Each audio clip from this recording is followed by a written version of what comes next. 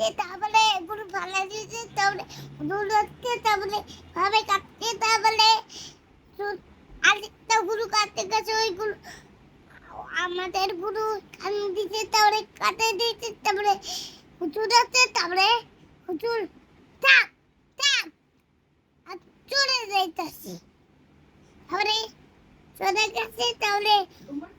আরেকটা গুরু তারপরে গুরুটা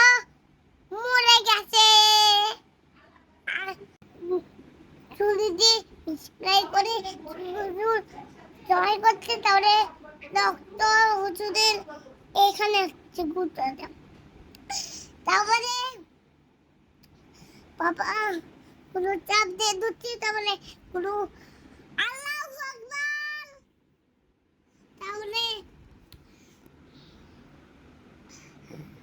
তারপরে গুরুটা এইভাবে অজ্ঞান হয়ে পড়ে গেছে তাহলে মরে গেছে তারপরে নামাজ পড়ছি নামাজ তাহলে গুরুটা শেষ তাহলে আমরা বাসে আছে চলে